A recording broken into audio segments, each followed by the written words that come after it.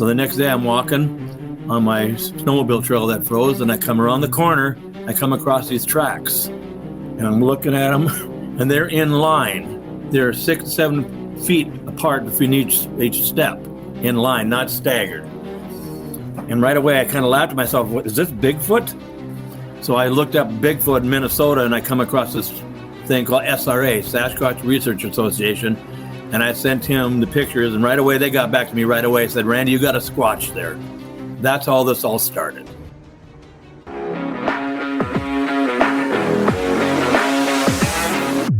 This is the Cryptid Creature Podcast. I am Brian, and with me as always is my co-host Todd. What's up, buddy? You know, man, I'm just sitting here getting ready for another episode, getting excited about talking to our guest tonight, which is Randy.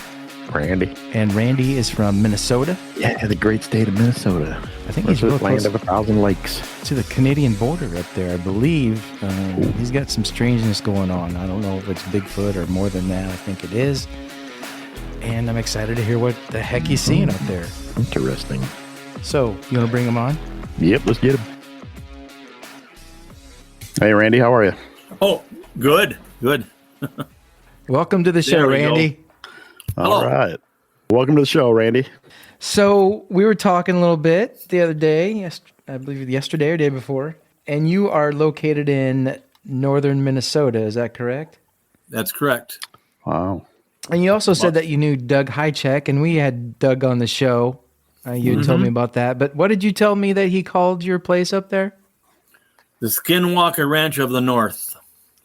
Wow. He said, I got more evidence than anybody in the country, is what he said. Okay. I have a lot going on here all the time. Oh, man, I can't wait to hear it. Yeah. If you wanted to hear it, we could talk for 2 days straight, and I wouldn't get everything in. So I'll just have to, everything I got highlighted, I'll just have to pick some stuff to tell you about. Okay. Well, like I said, we can always do a separate show down the road. And Yeah, we can do part 2. Yeah. But I know what I want to hear, and what Brian probably wants to hear, and the listeners want to hear are definitely your visual encounters. And if you could start with the first one and tell us what happened and what got you started in all this craziness. Okay, I'll tell you what got me started in this. Like I told you the other day, I've been hunting since I was 12 years old, and I'm 64. And I don't have no heated stands or nothing like that. I just make them out in the woods and sit there dark till dark. I do the hardcore old school hunting.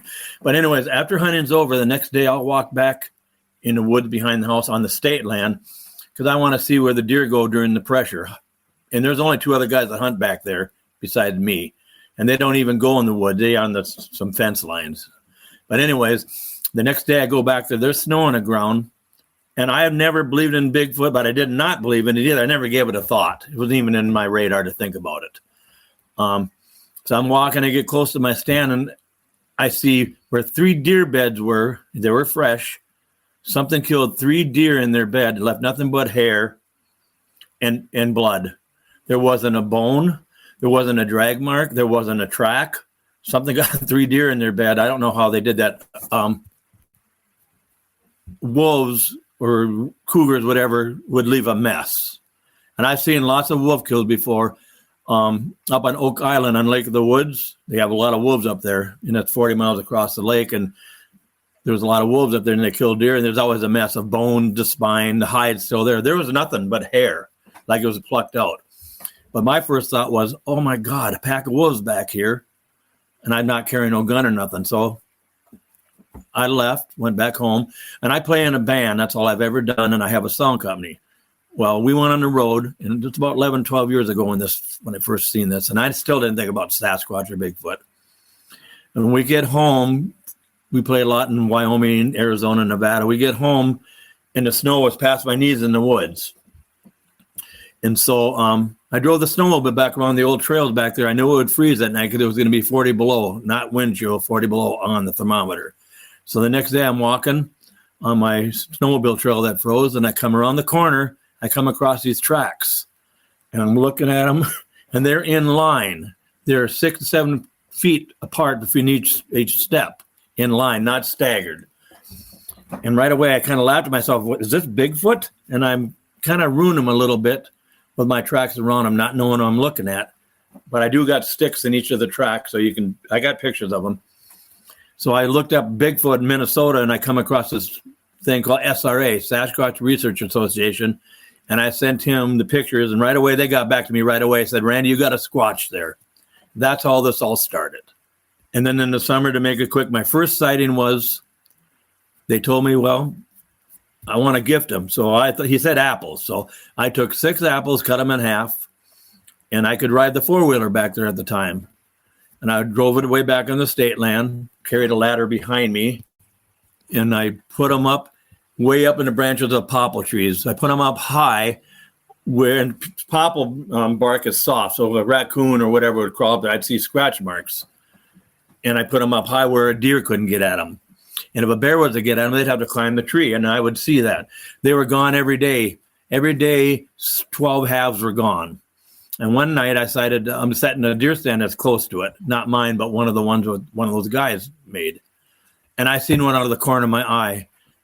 I could see it walking, the glimpse of it, going towards where those apples were at. And that kind of weirded me out.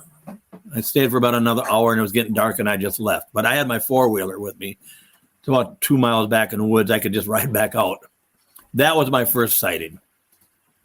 Now, I've had I call them double class A sightings, where I've really seen them close up 30, 40 yards away, and we look at each other. A couple years ago, we live on a power line corridor, but we're out in the woods. We're not by no town or nothing. And I had to go to Minneapolis to play in this one band. And my driveway was kind of muddy, so I thought I would just drive my pickup down the power line. At the end of it, there's another approach I can go out to the highway. So I get halfway down there, and I see something on the next 40 acres. And the 40 acres square is a quarter mile by quarter mile. So I see something on the next one, and I'm looking at it, and first thing I see is, I don't remember a 4-wheeler down there. And it looked way strange. It was the red one, and it was massively wide. So I get out of the pickup, I'm walking towards it. I get about 50 yards from it, and it stands up, and we look at each other. And for some reason, I went down like this. Up again, it was gone. But after my sighting was done, I went back home quick. I got a tape measure. It was standing behind, when it stood up, it was behind some little small saplings, popple saplings, like little like that, big around. And so I pulled them down. I measured them. They were 8 feet tall. This was about a foot above that. It was 9 feet tall. And I did get a cast of it, one of its tracks. But the track, I always thought it was a track with a dew claw. I don't know if you can see, because it had a thing coming out like this, here and here. But it wasn't a track. You know what it was? It was his knuckles and its wrist and the thumb. That's what it was, way back like this. So that was a good one. I've had lots of other sightings like that. There's a black one. It's a 10-footer. I've seen that a few times. My granddaughter has seen it. My wife's daughter has seen it. My wife has seen it. It's been seen 26 times at my place. I've seen them 8 times close up. Now, here's what I can tell you. What I know a lot about Sasquatch, but on the other hand, I'm going to contradict myself. I don't know nothing about them. But I don't usually give opinions, because opinions, I'm just guessing. What I'll give you is my experiences that I've had. Sasquatch is, yes, they are flesh and blood. I call it the earthly plane or our dimension. They are that because they leave tracks. I got over 30 envelopes of hair. It's not deer hair, bear hair, horse hair, cow hair. I know the difference of that stuff. Some of them is really long and red and wispy, and I think it'll be in the power line poles, 9, 10 feet up, lower or lower. I think they're rubbing their back or scratching their back, because why is the hair in the high line poles or power line poles? And I got lots of hair. It's like that long, and it's red. It's wispy. I got black hair. I got red hair, and I'll get a sterilized tweezers and I'll take it out carefully and put it in an envelope. Now, Doug Hychek's got some of it now, and it's going to be in his Legend Meets Science show. Now, if anybody believes they're just a big ape hiding in the woods, they're way off base. They've been trying to hunt these things for a long time, never got nothing, because they're looking at it the wrong way. Now, Sasquatch listens to me on some things, and I'll ask them to do certain things, and they do it. I know is it crazy? Heck yes, it's even crazy to me that it's happened, but it's happening. I'll tell you a few things about what they've done for me. I'll ask them to put, like Benson small popple saplings over my trail where I gift them. And I'll come back the next day, and those popple saplings are bent over right exactly where I asked. There was no wind. There was no storm. I didn't yell it out. There's nobody trespasses on our land. Nobody knows where my gifting area is because I don't tell the neighbors. I don't even talk to the neighbors about what I got going on. And it's exactly what I asked for. Now, what else can I tell you? I've seen them come out of a portal, and I've had people with me that have seen the same thing. One of my deer stands back in the state land, me and John Badger, he's one of the SRA guys. We're back there. He brings a brand new jar of peanut butter, a brand new camera, brand new lithium batteries, brand new SD card in it. We put it up in my old gifting area back in the state land. And we always let it take a picture of us for the timestamp thing. We get in my deer stand, it's about 50 yards away, but we're right in the woods. We're not in no lines or fields or nothing like that. And my stand's I only made it for me, made it out of the popple trees, a platform, some railings. So he's on my little chair and I'm kind of standing up like this here. And about 11 o'clock at night, it's so dark out, I can't even see him, but we're right together like that. About 30, 40 yards away to the east, I see this doorway looking thing. It's big and square, bigger than a doorway, wider than like 2 or 3 doorways, and it's shimmering like the northern lights, reddish, yellowish, bluish, greenish, whitish. Looks like the northern lights that are shimmering and dancing around. I'm looking at it. I don't say nothing to him. I take my glasses off, rub my eye. Am I seeing that? Yeah, I am seeing. I say, John, you see that over there? He says, yes, I've been watching it too. We're whispering. All of a sudden, 2 orbs come out of it. But they're walking. We can hear the footsteps in the leaves because this is after deer hunting in November. It's kind of cold out. And they're walking. They go over to where that peanut butter is at. They're there for a minute or so. They come back. The one's not in the orb right now. I see its cone head, its eyes, its shoulders, arms swinging back and forth. And the other one is in the orb. They go to that doorway looking thing. It's all gone. We wait in there until about midnight. We go over. The peanut butter is gone. And guess what? The SD card is wiped clean and the batteries are drained dry, just like that. There's no picture of us on it or nothing. Okay. Yeah, I know. And I got a witness that's seen the same thing. I'm not a druggie. I don't do drugs. I'm not drunk. I'm not drinking. We've seen what we've seen. I cannot take away from what we've seen, as weird as it is. No, we've heard that, how they drain batteries and they mess up SD cards in cameras. All the time. Before. Yeah. All the time. Now, Doug Hychek a few years ago said, Randy, put a camera out I have a gifting area here where I live. Put a camera out there and say just this. Can we get a picture? I always say you guys, whether they're female or male. Can you guys give us a picture? It'll only be for me, Doug Hychek. We won't show it to nobody. But then I said, if you don't ever want cameras on this 40 acres ever again, give me a sign, something that I'll see that you don't want cameras here. I go back the next day. Guess what? There's a 15-foot Y stick laying right on my camera. Well, sticks don't fly up from the ground and lay up on it. It didn't fall from anywhere. In fact, the Y stick is still there. It's been a few years now. It's still there. I didn't touch it. So to me, that was a sign. It's not a coincidence. Nobody was back there heard me say that. I'm going to put a Y stick on Randy's camera. And nobody around here trespasses on each other's land. It just doesn't happen. So I don't put cameras on the land here anymore. Now, I have done it a couple of times on the state land. They like venison a lot. Last year, this has happened a lot of times, but I'll give you the one main story. Last year, I put some freezer burnt venison out in the woods on the state land. And I put some apples there and some peanut butter. And I'll tell you about my peanut butter after this story. And I put a camera facing that apples and peanut butter and venison. The venison's laying on the ground. I put a camera on the opposite side facing that camera. Each camera is facing each other. And this camera's facing the meat and food. And this camera's facing the meat and food. And I said, okay, you guys, here's what I want you to do. You take this first camera. I want you to make it not work. I never, ever want it to work again. Ruin it and twist it. On the next camera, I want pictures of me that I set it up. I want pictures of deer, bear, and ravens going through here. Then do your magic. I want no pictures of you taking all this food, not a one. And then when I go pick the camera up, I want a picture of me picking the camera up. Guess what? I waited a couple of days and went back there. This first camera is twisted. The batteries are still good, and the camera does not work. It doesn't work to this day. And that's the camera that I've got white fingerprints on it a few years ago, smeared all over. White fingerprints. They're still on the camera. They're starting to fade now, but they're big thumb prints, and it was twisted. And it was on the power line pole. Okay, my second camera, guess what? There's pictures of me when I set it up. There's pictures of deer, bear, and ravens going through there. They didn't touch the food. Then there's no pictures of what took all that stuff. Then there's a picture of me getting the camera. Now, there's no way a 9-10-foot Sasquatch is hiding behind a little poplar tree and I don't see them. So they're listening to me. And that tells me, yeah, they are flesh and blood when they're here on Earth, but they're way more than that. And I don't believe that they bury their dead. They don't hide in caves. They don't go south for the winter, because I got tracks here in the wintertime too. I got things happen in the wintertime too.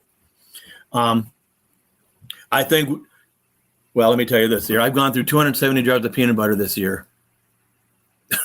A lot. Now, do bear get them sometimes, or raccoons? Of course they do. And I got jars to show the difference. When a bear gets the peanut butter, it's all totally destroyed, all tore apart, ripped up. There's holes in the cap and everything. That's a bear or a raccoon. When Sasquatch gets it, the lid is taken off, and whatever color the lid is, if it's red, yellow, blue, brown, green, they're laid by the tree in color order.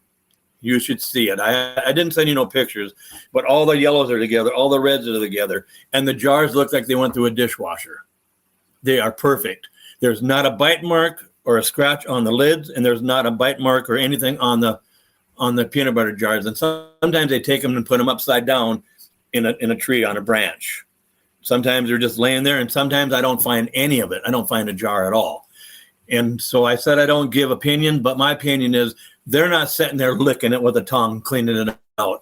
I think they take it to where they come from, or whatever they do, get it out of there, clean it up. This is crazy now, because it's too clean. It looks like it went through a dishwasher. Wash it or whatever they do. I know it's opinion, and bring it back. Because when you see them, it's like crazy clean. But when you see the bear ones, it still smears of peanut butter. It's messy and it's all broke up. Sometimes when I got little wooden blocks out there, like they're about like that long, kids, little wooden blocks. Part of my gifting area that I do here. It's where I do the peanut butter. Sometimes I put them in crosses just to experiment, like Jesus crosses. And when I do that, they are totally messed up and destroyed. All the blocks are, you see me? All the blocks are messed up. They're not taken, they're just messed up. And sometimes I got dice in another little area about 10 yards away. Sometimes they put those dice in 666. Now, is it a coincidence? Maybe it is. Maybe, yeah, I'm serious.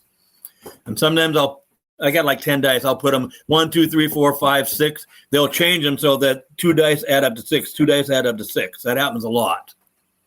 Maybe it don't mean nothing, but here's what I think they're doing.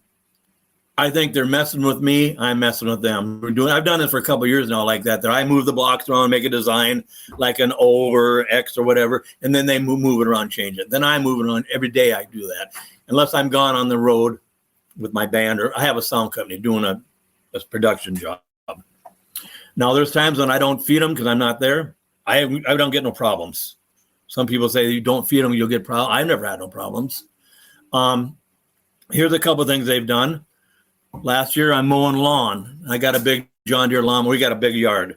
And it's the kind where the back wheels turn with the front, but it's not the zero turn. You can use it's got a steering wheel. And I park it by the house. It's hydrostatic, so you can't push it. I take the key out of it. You can't put it unless you pull the lever in the back. And I go in here and eat something and come out. It was facing east. When I parked it, facing east. When I went outside, it was facing north and south about 50 yards away. Now, how'd that happen? There's nobody home. And on my new garage in the back, the corrugated steel, there was the white finger streaks all the way across the whole thing, like they went blah, blah, blah, blah, blah, like that.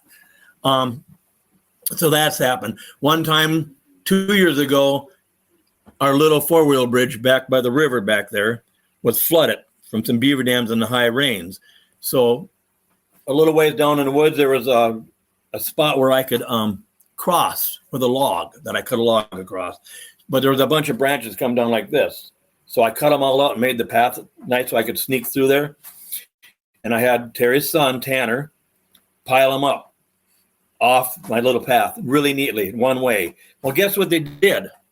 It's on a Sunday. Nobody's home, just me and Tanner. No neighbors are around. Like I said, they don't even know my spot. My son-in-law bought my mom and dad's place. They're not around. They're not going to mess with it.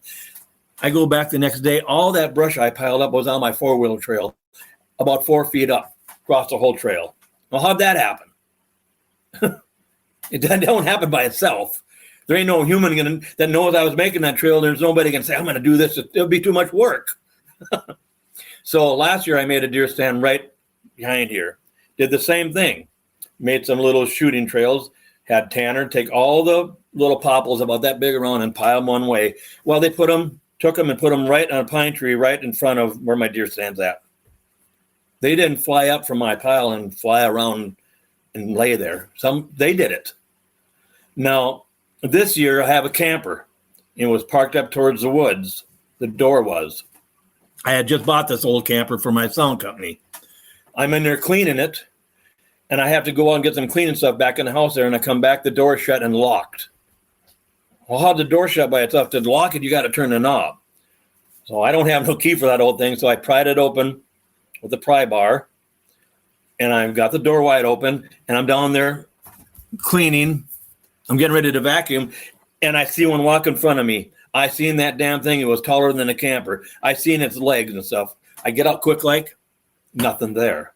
And so Terry's daughter was and the grandkids were going to stay in the camper, but they didn't want it towards the woods. It was too scary for them. So I moved it and had the door facing to the north, down by our little garage there. And me and Terry talking about, we got the door facing this way. She said, no, the door should face the other way. And I said, I think you're wrong. We're talking about the door. So that afternoon, I'm over at my daughter's place with the big tractor mowing their pasture. Terry's outside with the dog, and she hears a big, loud bang. I mean, it's really loud. So loud that the dogs and Terry's son heard it in the house. That's how loud it was. When I come back after an hour or so, they're telling me about it. And I go look on the new garage and stuff to see, did it hit something hit there? Nothing. I go by the camper, and they hit the damn camper. There was a big dent in by the door about like that, so they must have took their fist and smashed it like that. There was no dent in that camper. Okay? So I didn't say much about that there. A few days later, Samantha and the two kids are sleeping in the camper. And about 2 a.m, they hear a big bang on the camper again, and it's rocking back and forth like this. They rocked it so hard they took it off the blocks, and it fell off the blocks. And they put big dents on the back of it, like knuckle dents like this here. There's 7 of them in there. And a lot of times there's 7 streaks on the side of the house too. But anyways, so here's what I did. I went outside the next morning. I said, you know what, you guys, I like what you're doing. Give me all the activity. It doesn't scare me. Keep doing it. Hit the house, do what you want, but don't hit the camper. You're putting dents in it and you're scaring the girls. And ever since I said that, they have not touched the camper. But they have hit the house a lot. A few years ago, Jim, that was the head of the SRA, said, Randy, you got to stop carrying a rifle. And the only reason I carry a rifle, not for shooting them, I never would do that. It's not even in my mind, because there's a lot of bear up here. Not that I would shoot a bear either. Lots of, there's cougars up here and a lot of wolves, and I don't want to get between a mother bear and her cubs and she wants to get angry at me. It's easier to have a gun and not use it than not have it and, oh my God, I should have had one. But I do stop carrying the rifle, but I carry a pistol with me. But anyways, he said, you got to stop carrying that rifle and you need to go out in the woods. He said, it'd be no different than me coming in your guys' house and not announcing myself. You're going to wonder, well, who's coming in my house? So I felt like an ass talking in the woods to the trees because I'd never done that before, talking. But I did it. I said a whole bunch of times, hey, this is Randy. I'm just looking at your stuff. I'm harmless. I'm just trying to learn. I said, a lot of times. He said, take your phone. And once in a while, just go like that, snap a picture. You might get one on your phone when you go past them. He said, first wear a GoPro camera. I said, I don't have one. So he said, do that. So I did that a bunch of times. I get home. Again, I'm home by myself. I'm sitting down on the couch. I'm looking at my pictures. Oh, my God, I got 3 Sasquatches in my picture. I'm all excited about it. You can see them good. And all of a sudden, there's a bang on the side of my house. It was loud, like shook the house. I get startled and think, oh, my God, there's somebody at the house. I get up to walk to the door, and in a female voice it says, Randy, says my name. I said, well, there is somebody out there. I go out there, there's nobody there. But there's big, oily, white handprints on the side of the house where they hit. Now, how deep you want me to get into the weird stuff? Because I can go way deeper than this thing that they've done. You want me to keep going? Yeah, man, keep rolling. Questions? This is good. Keep going. The reason I say it's Sasquatch because I've seen them so many times. But maybe it's something else. I've never seen them do it, I'm going to tell you. You know what I'm saying? But I've seen them, and there's a lot of weirdness. Okay, I'm at a rodeo a couple of years ago with the 2 grandkids, and my daughter's, my other granddaughter's really big in the rodeo. In fact, she's 7th in the world in breakaway roping calves and stuff. She's good at it, but she's just out of high school this year, so just college now. But anyways, it was really raining that day for that rodeo. So Rachel, that's my daughter, said, Dad, can you leave your pickup here and take the 1-ton truck and the big trailer and come back with 25 bales of hay? So I said, yeah. So we left that night about 9:30, 10 o'clock we get home with their big truck and the big trailer. I go to the house. I said, oh, man, Rachel's got my keys and the house is locked. How am I going to get in? I got no keys to get in. Well, I pried the door open, jimmied it, and got the door, kind of kicked it in, got the door open. The house is dark inside. I go in. I had bought a new computer. I set it down on the table where I'm sitting right now. And all of a sudden, my hands are sticky. So what? I turn the lights on. Something come in the house with the doors locked, took an ice cream bar out of the freezer, opened it up. It melted all over the table, but the stick was on the opposite side of the table. Now, how does that happen? I'm not going to take an ice cream bar out and lay it on the table and then leave. And if I did, it would still be frozen. I couldn't get the stick out of it and put it over here. It's impossible. And my door was locked. Okay, I cleaned that all up. It's going to get worse. Kids go to bed on the air mattress in the living room here. They went to bed in the other bedroom. That's what they did. I go into my bed, getting ready to go to bed. Oh, my God, my hands get all wet. Something pissed in my bed all the way down to the box spring. It was so sour and so bad that I couldn't sleep in the bed. I had to take all the covers and everything off. I ended up sleeping on the couch. Now, what does that? Okay, a week later, I always lock my bedroom door just because there's so much weirdness here. And I'm home. My wife, a couple years ago, was working up on Oak Island on Lake of the Woods. That's why I was home by myself. No, there's nobody here. And I always lock my bedroom door. I just feel more comfortable doing that. Maybe I don't have to. We got the bedroom door's got these French glasses like this, about that wide, like this, up and down. So about 2 a.m, I have all my clothes off on a hamper. It's tall. It's like 3 or 4 feet tall. And I got a golden retriever. And she's in the bedroom with me. All of a sudden, she's barking really, really bad, deep, dark growl, looking out the window of the French door.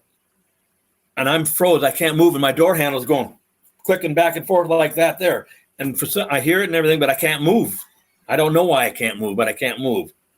And then I doze off to sleep, I guess. Guess what? The next morning I get up to grab those clothes off that hamper. They're all pissed on again. All the way, terrible. Really, really bad. I've had my billfold and dog collar taken from the house. I still haven't got it to this day. I didn't misplace it, especially the dog collar. I'm not going to hide a dog collar. There are some really weird things that happened. I had 4 guys with me. We're back in the state land. We're walking to the east. This is where the guy that wrote the book, Mike Quast, John Badger, that's seen the portal and all that. It's Terry's son, Tanner. Yeah, because it's 4 of us. And we're walking. We come around, and we start walking back west. There's a really huge teepee back there. And Mike, the book writer, says, oh, look at that teepee. I said, Mike, you know that teepee? It's in the book. Oh, yeah. He goes, that's right. We're sitting there just taking a break because those guys want me to take them north to go to the Cedar Swamp area because that's where they've said my name before and all that. So we're sitting there taking a break. I said, you guys want to go? It's about 4 o'clock. Yeah. I said, we got a little bit of a walk to walk north. So we get about 50 yards from the teepee. I come across these 2 square rectangular holes in the ground, about like that, about that wide and about that deep. And I'm looking, there's no tree base or nothing, and they're perfectly square. I'm looking at them, think it's kind of weird, but nothing comes of it. I get up, and I'm a fast walker. Most guys can't keep up with me. I walk fast like I talk. And there's a little bit of snow on the ground. My tracks go north. Now remember this, at the original teepee, you can see the fence line. It's only like 20 yards away. You can see the fence line and opening, and you can see these heavy pine trees. Remember that, okay? So I'm about 150, almost 200 yards away from the original teepee. And those guys are a little ways behind me. And I say, oh my God, you guys, get up here right now. Look at this teepee. There's a new teepee here. I never knew about it. It's crazy good. And they get up there, they're all amazed about it. We're taking pictures of it and videotaping it. Mike, the book writer, is underneath the teepee. We're taking pictures of him. And I asked those guys, you still want to go across the beaver dam? You know, it's probably 4:30 now. It's going to get dark out. We'll be walking back in the dark. And I could walk back in the dark in those woods. I know I'm good. And they say, nah, let's go back. So we walk back. Now, remember, at the new teepee, we cannot see the fence line or none of that stuff. We're that far away. We get back, find those pine trees. We get back home. They all leave. I'm back in the house here looking at my phone, looking at the picture, the video I took of the new teepee. Guess what? We weren't at no new teepee. We were at the original teepee. We were at the original teepee. And I went back the next day to check things out. Guess what? Our tracks did go north. They didn't circle around and come back to the original one. I don't know what they did to us, but they did something really weird to us. I can't come up with an explanation. They must have took that original but I don't know how. They must have took that original teepee, put it. How could they do that? Because my camera, our eyes didn't see the fence line, but the camera did. How'd that happen? See what I mean by weirdness? That's really out there. Yeah, it's because you live on Skinwalker Ranch of the North. That's exactly what's going on there. That's exactly what's going on. That Holy cow. You got more than just Bigfoot activity. You got some. I got something really going on. I know. Yeah, I would get some motion activated cameras in that house. I did. Inside that house. I did. Listen to this here. And I had, the SRA was worried about us here. So they gave me, for a present, gave me 8 of them. I had one out our bedroom window looking towards the east. No, this is really weird. I do have the picture of it. And it was hooked to my internet and hooked to my email. My phone one morning went off in my email. I'm looking at it and say, oh, Terry, you got to see this. There's a dog on here, but you can see through it. It's like it's forming. Like the Predator thing, the movie, it's forming. You can see the outline of the body and everything, but you can see through it. I said, you got to look at this. And I get ready to hand her the phone like this. And then it goes off again. There's a Sasquatch in my camera. That motion thing took a picture of a Sasquatch. It's massive. I say this, oh my God, Terry, I got a Sasquatch on here. I'm really excited about it. I get ready to hand her the phone because I wasn't able to get the phone to her when the dog thing, because it buzzed again. And I looked at it, and my phone shuts off. Oh my God, my phone went dead. I go plug it in to charge it. It comes on right away, 75% charge, and that Sasquatch is gone. But the dog picture is still on there. I have the dog picture. And then I got this little site called Randy's Bigfoot Research. And it's I had some people from Ohio come here. And his stage name is George Workman. He said, Randy, you got to get something to put all your pictures in, some kind of file thing. So he made that up for me. It's kind of a private page, but I let a lot of people. I'm an open book. I let a lot of people on it because the truth is the truth about these things. I got nothing to hide about it. God, I got so much I can tell you. Where should I go now? You got some questions? Well, yeah. I mean, if you've got some pictures, some good pictures, you don't mind sending us down I do have pictures. I got pictures. This is before I stopped doing trail cameras. I'm back on the state line back there. I come across a deer kill. And a lot of times those Sasquatch will rip the stomach open and just take the liver and heart. And that's what was taken, just the liver and heart. And I thought, oh, God, I'm going to get a camera on here. So I did. The next day, I got a picture of a Sasquatch. You can see its elbows, its backbone, and its head going over like this. And the deer was gone. Not a drag mark. It was totally picked up and out of there. If you look at the Patterson Gimlin film, my Sasquatch picture looks just like its backbone, the back of that one. And if you know Bob Dizzle or Bobby Dizzle, he's got his little podcast thing. You know that guy? I don't think He's the one to put them together and compared them. Okay. And they do look a lot alike because I never put that together like he did. Okay. I got some of those blob squatch pictures too, but I know what it is. I got the red one on picture. There's 2 of them that are red. I had one camera 80 feet away, and I had another camera on my deer stand. Well, the camera, something must set this camera off because there's a Sasquatch or the red hair alongside it. But when that camera went off, it got a picture of the one by my deer stand, and my camera there is twisted. And a whole bunch of sticks, little trees that I cut to make a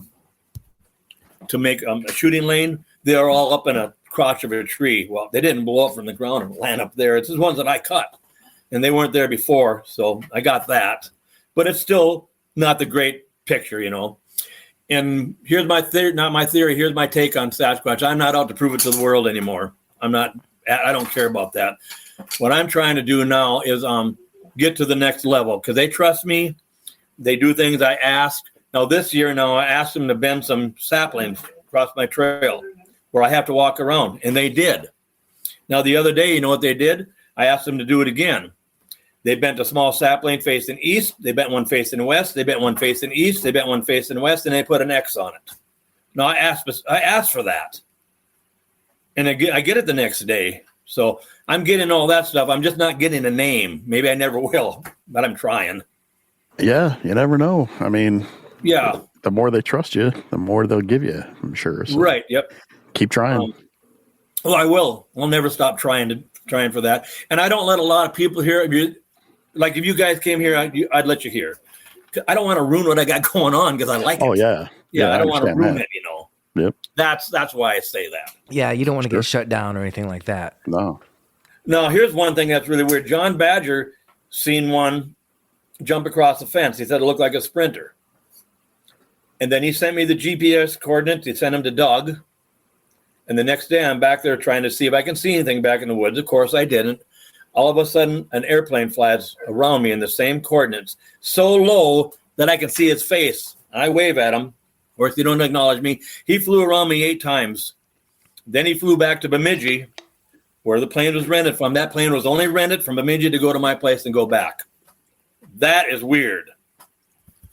Yeah. I don't know. That's not surveillance. That's surveillance. Yeah. That's what that is. So am I being monitored? Is Doug being monitored? It's John? I mean, I'm sure all of you are. nobody else would know about that. Well, Doug is on their list. Yeah, he is. Now, here's something else. I think ravens have something to do with Sasquatch. There's lots of times I'm walking in the woods and I'll have 3 ravens follow me. I'm not just one time. They follow me. They circle me and they follow me. Now, that to me, that's weird. I've had guys sit in one of my deer stands and the ravens have come right to him, hovered right by their face and look at him and then fly away. Now, 2 years ago, I had Andy from Wisconsin. He used to be part of the BFRO and his kid. And I had 2 other guys. I had them camp in each corner of the 40 acres here. But the week before that, I said, I got some friends coming here. They're harmless. They're good people. But I said, I want you guys to scare the hell out of them. Scare them good. I kept saying that every day. Guess what? Friday night, the Andy and his son got the heck scared out of them. Something walking around their tent, hitting it, walking around, the smell and everything. Here's my take. They were too chicken to get out and look. So if you're doing this in a tent, why not get out and look? They couldn't even move. And the next corner of the 40 acres at about 6 a.m, the 2 guys get up at 7. The one guy says to the other guy, because they had 2 little tents there. The one guy said, did you have your breakfast? The other guy said, no, I thought you did. Something unlatched their cooler, put their cooler lid on top of the table, and went through all their stuff. There was no people that did that. And then I took those guys out to the state land where that big teepee is and a whole bunch of X's and stuff are. And 3 of the guys, or 3 or 4 with me, but that Andy and his son are about 100 feet away. I don't realize that they're sensing there's a Sasquatch by them because they're getting the smell, but we don't know that. And there were some ravens following us. And I told the other guys, listen here, I can sound like a raven. So I did my little call. And as soon as I did that, there was a Sasquatch by him about 10 feet away, and he got up and walked off. We didn't know that. They seen it real good. So that happened to them. When I got home, guess what? And my house was locked. I get home, I go and unlock the house, go in there. There's a stick of butter stuck on my refrigerator. Like, you buy a pound block of butter and you got the paper on the one stick.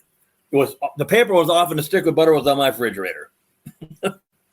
So, and then Saturday night, about 2 a.m, the head guy now, Todd, and another guy was in the middle of the 40 acres, but on one of the trails. They really, really got scared.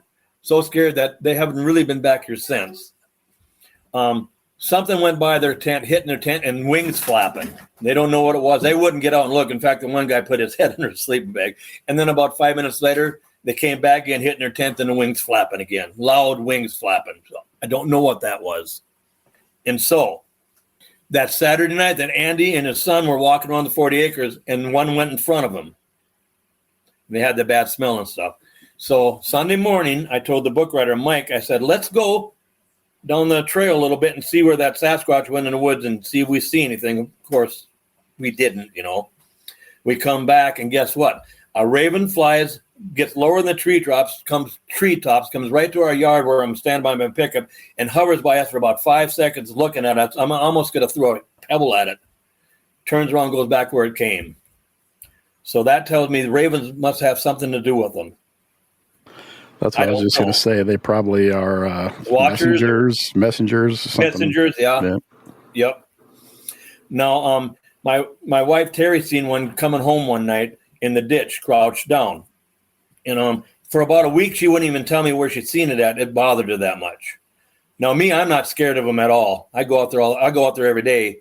In fact, I'm going out there tonight again, do my peanut butter thing and my deal. And what I do is when I see my stuff that's moved, I take a picture of it, a little video of it. I move the stuff again, take a picture of that so I know what it's like before and after. And I talk to them. That's what I've been doing. Sometimes I don't believe they smell bad. I don't think Sasquatch smells bad. I think they can make you smell them like a skunk can put out a spray. I think that's what I think. Now that's opinion again. But there's been times I've had like Doug Hychick with me and a couple other guys, and they're having me sing. When I'm singing, the smell's not there. When I quit singing, the smell is there. They're smelling the smell, but I never smelled the smell. I did it about 10 different times. So that's why I believe they can make you smell it. Now, 2 years ago, after that venison thing, I told Tanner, let's go back there where that venison deal was that I did and just sit down. We'll find 2 old dead trees there in that area and we'll just sit down.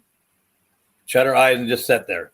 And as soon as I tell you what he says, something happened to me. Oh, my God, Randy, you smell that bad, rotten, dead animal smell.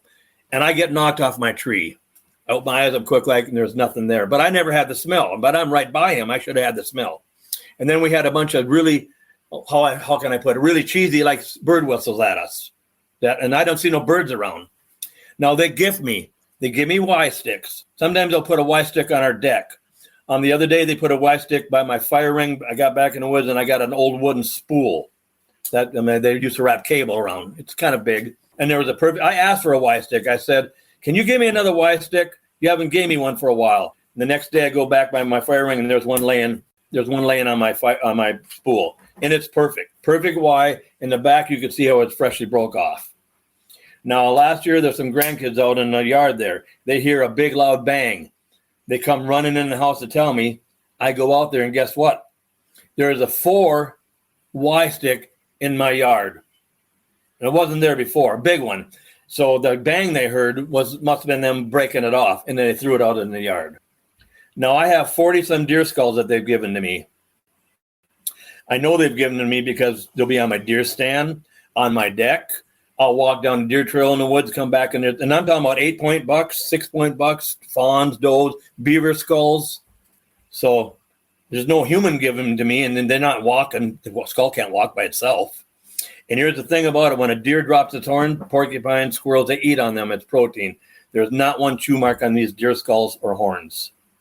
So what else you want to know? Wow. Well, I want to go back to the portal thing for a second. Yeah, go ahead. Yep. Because as you were talking, I was thinking about that, and something popped in my head. Mm-hmm. That makes more sense than what I've been thinking, but I don't know. And I know that you said that you don't like to give an opinion or speculate. You just like to give the facts. Yeah, because I'm guessing, but I will, I guess. I mean, you've actually seen these things come and go out of this doorway-looking thing. Yeah. Yeah. You want. Do you think they're going to another dimension planet? Yes. And why do you think they're coming here? What's here for them? What are they benefiting from by coming here? Do you think, and if they, is where they're coming from a place they don't want to be and they'd rather be here? Are they trying to migrate here via these portals, or what do you think is going on there? That I don't have opinion. I don't know. I guess I'll have to be honest with you. I don't know. I'd just be making something up if I said something. Yeah. I don't know that. I do know that they kill a lot of deer. And I can tell when it's them because there'll be 2 or 3 deer killed and it's nothing but massive hair. There's so much hair. I do have pictures of all that. So much hair. When I show it to somebody, they think it's a sheep wool. But it's deer hair. And you can see it's been plucked out. There's not a bone, a spine, or nothing. It's not even the hide there. It's a hair plug. Now, in the wintertime before I leave, in like November, December, that deer is not there. So in the wintertime, it's like 30, 40 below here. So everything is frozen. So if it was a deer body there, that would be frozen. There's nothing there, just deer hair. And you can see it's been plucked out. And the SRA has seen it before, and they've said the same thing too. Well, this has been plucked out, pulled out. I don't know how they do it. I don't know nothing about that. I've never seen it done. But I'll come across it. It's massive. I should have sent you a picture so you could have seen it. And I can, though. I'll send you some pictures. I mean, if I can do it right now as I'm sitting here. No, that's fine. Whenever you get time. But now, here's something really weird. I thought this was like right out of the Blair Witch Project. Last year, I'm back in another section of land, and I come across this 6-point buck, but it's down into the dirt, dug out, and there's a cross in it like this, an X in it, birch tree X in it. Well, there was no birch trees there, so that was brought there. Now, what does that? I don't know what it means. I did take the skull. Maybe I shouldn't have, but I did take that one. Yeah, that was weird. On those skulls, why would a person do that, first of all, right? And this is back in the middle of the woods. This is back in the woods. Yeah. That's you. Like I said, I think you got more going on there than just Sasquatch. That's what everybody says has been here, like the John Badger, and they said, Rand, you got two things going on here. And the crow, the ravens and everything. That's just. Now, here's something I can tell you. A few years ago, there's this guy named Chad Lewis. You know this Chad Lewis? He writes about paranormal. Chad you Lewis. Know him? Yeah. Yep. Okay, he was doing a little book tour, and he came to the little town, I might as well tell you, Black Duck.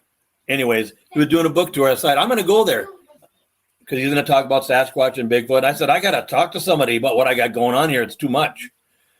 And so I waited till everybody left. But there was a neighbor guy, as a crow flies, 2 miles away. And I said, I'm not going to say nothing unless he's here. Well, he started talking about Bigfoot and Sasquatch and all the stuff he's got going on. And I said, hey, I got the same stuff you got going on. He didn't know about my stuff. I didn't know about his stuff. So that was a good one. Chad Lewis, you're talking about there? Yeah, Chad Lewis. Well, the neighbor guy, Ron. I'll say Ron. Oh, okay. The neighbor guy. Okay. Yep. He was there, and I said, I'm going to wait till everybody leaves before I talk about my stuff. This is too new here. He started talking about what he's got going on. He talks about Dogman and the little people and all that stuff that he's got over there. And through the woods are only like 2 miles apart. Now, I have lots of structures, no root base, X's, A's, lots of teepees. A lot of times Y sticks upside down. And I'm going to call them, I debunk them. What I mean by that is I don't show anybody anything that's not real. I already know what's real and not real. I know trees fall in the wind and all that. The stuff I have here, it's not wind blowing. It's too intricate. And I've been hunting in the woods since I was 12 years old, and I'm 64, and I have never seen sticks fly through the air and land in an X or a teepee, ever. Not one time. Not once, yeah. Yeah, that don't happen. It doesn't happen, no. Have you ever done a history of your land? Have you looked into the... I want to do that. No, I have not. There'll be times I'll be way back in the woods, and I'll come across this mound area, kind of long, but there's no trees or nothing that's been uprooted there. So I've always wondered about that. I don't see it a lot, but I do come across it. I need to go to the county records in Bemidji there, don't I? And go back as far as I can go back and see what it says here. I should do that. I've never done it.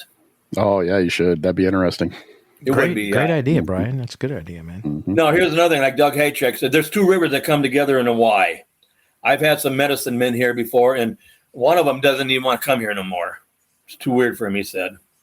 One guy from the Red Lake Reservation came here. We was already back there. I was by my fire ring. He got in the yard. He started walking back. I don't really know what happened, but he got so scared that he got in his vehicle, drove back to Black Duck, called me where there was signal so I could meet him here to get him back there. He would not come back by himself.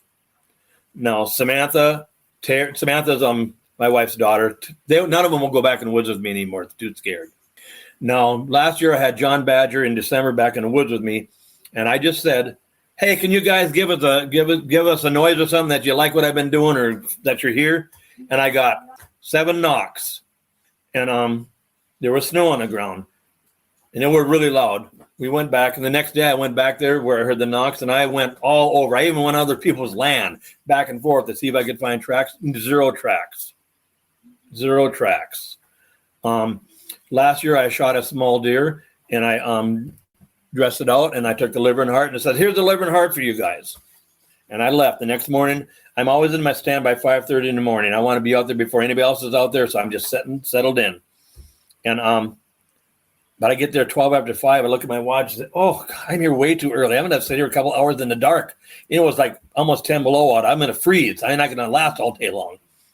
It wasn't even a minute later, I get a loud knock. It was so loud, it reverberated the sky, but really close to me. And I'm in the woods. Well, that didn't bother me too much. Then I get another one to the left of me. Then it did bother me. And I said to him, I better get down. No, I'm not going to get down and walk in the dark. And then I got one in front of me. I got 3 of them. And I lasted till about noon. I'd never seen a bird, a squirrel, or nothing, a deer or nothing. So I get down. I said, I'm going to walk around where I heard those knocks, not one track. I've come across lots of tracks in the snow where they start and then they end 25 tracks later, and they're totally in line. Well, the snow didn't drift over them. They didn't jump, and they don't jump in the trees and hide their tracks. They just started and they ended. Now, the one set of tracks this last year I got, they started right at the 5-strand barbed wire fence, one big track. They stepped over it 7 feet later.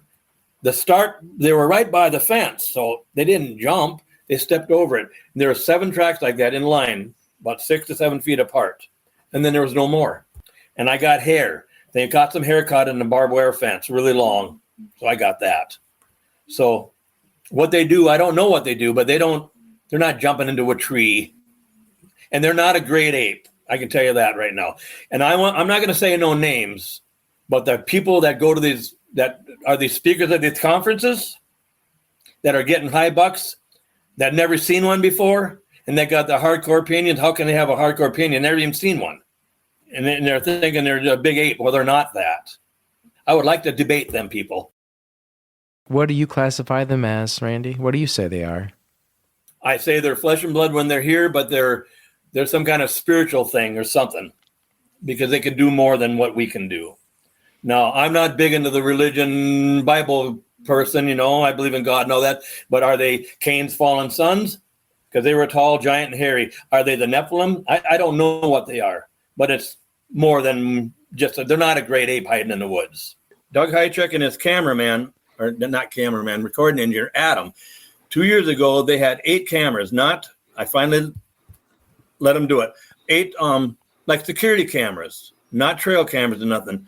And they had 8 of them here in the land here. And they had 1,000 feet of extension cord to them and 1,000 feet of Wi-Fi cable to them.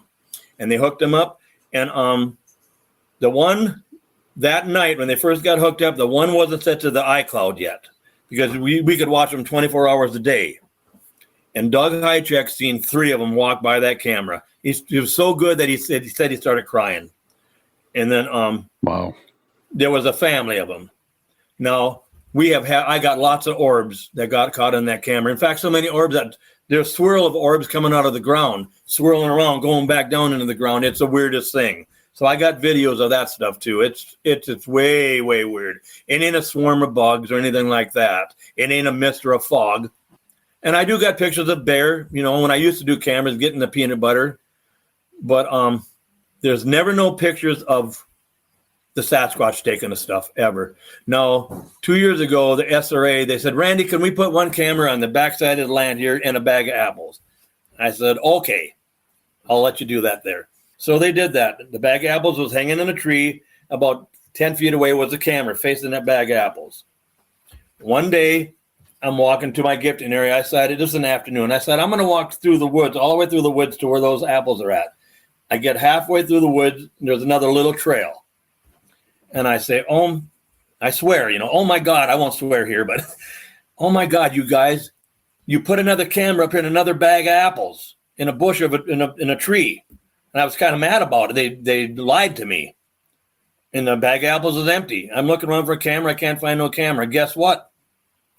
That bag of apples where that camera was taken and carried through the woods and put in another bush.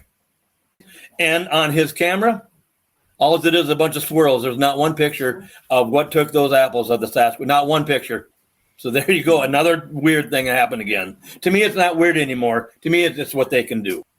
And would I like to put cameras out there again? Well, of course I would. See if I could get, but I don't. I feel like I shouldn't after I ask for a sign and I get that Y stick on my camera. I'm taking that as a sign. I want them to trust me, and it seems like it's happening. keep going their broke on trust. buying peanut butter, though. I know it. I buy the generic stuff now. They seem to like it. You're just gonna have to buy the big old bags and just crush them up in a old Yeah, I've gone through peanut 20 butter bags of grinder. apples now. Now, here's another thing that's happened. It's happened twice. Happened last year and this year at the same time. Every time I go out there, I'll bring 3 apples with me and just stick them in the bushes. Well, just the other day, I had 28 apples out there. They quit taking the apples. Well, here's what's weird about it. Nothing's taking them. Not even raccoons, squirrels, deer. Nothing is taking them. Nothing. They're just sitting there getting rotten. And that happened the same time last year, too. Okay, here's another opinion again, which I don't do. I think the reason no other animal is taking it because the Sasquatch got their smell on it or whatever they do, and nothing will take them. That would be a good theory, I think. That sounds right. Yeah. Yeah, and just like all the deer horns, the deer skulls they've given to me, while nothing chewed on them, I think they've had their smell on them, and nothing will touch them because there's not a chew mark on those skulls. And like I had one time, I had a beaver skull on my deer stand. Well, how'd that get there? My deer stand's in the middle of the woods. You got time for another good one? Yeah.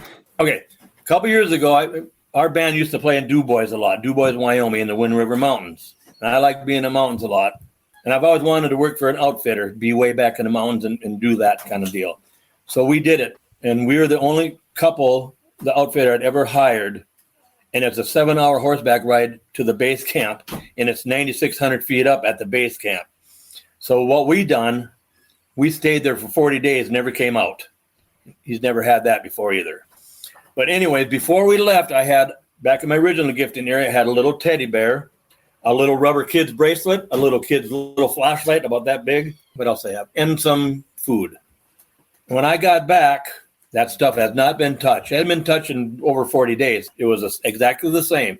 But do you guys hunt deer? Do you know about deer hunting? I used to. Yeah, I used to. Okay. So, when a buck is leaving his mark, he does a scrape in the dirt, right, with his horns. Okay.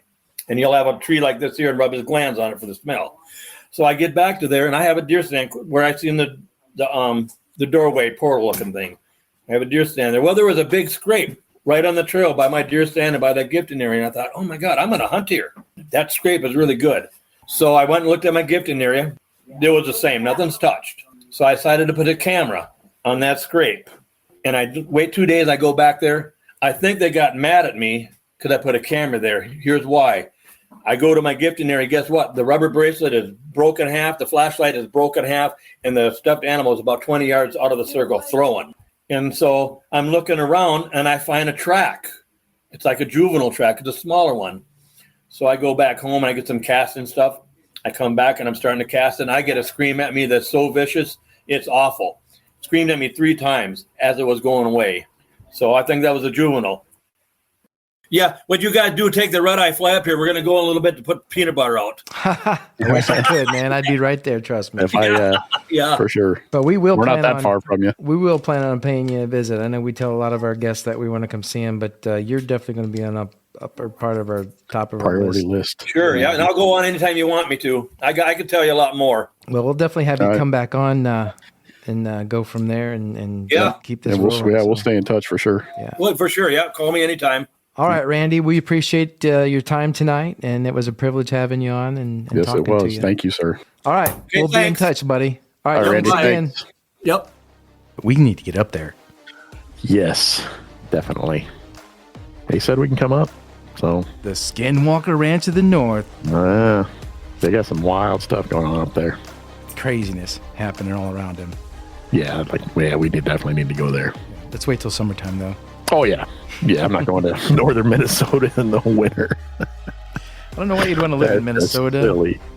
No. But I don't know why. I don't want to live in Indiana. Yeah, I don't know why I want to live in Indiana. I don't. I'd move my wife. I don't either. But, maybe someday. Someday we can move closer to the Bigfoots. Someday we'll be in Oregon. Listeners, thank you guys so much for being here and listening to us tonight in our episodes. We appreciate all of you. Thank you. You guys are awesome. Totally awesome. And if you know anybody who's had an encounter, or if you've had an encounter yourself, and you'd like to come on the show or just talk to us one-on-one to help yourself feel better, we don't have to do a show. Get a hold of us. Reach out to us. Email us at info@cryptidcreatures.co. And if you could, jump over to YouTube and like and subscribe to our YouTube channel. That'd be great. Yes, the Cryptid and Paranormal. It's the Cryptid and Paranormal Network. We got some cool content on there, not just us and not just our ugly mugs on there talking. So be sure to check it out. All right, with that, my friend, we'll wrap this up and get out of here. It was a great show and great hanging out with you. Always, man, always. All right, let's take off. What do you say? Yep. See ya.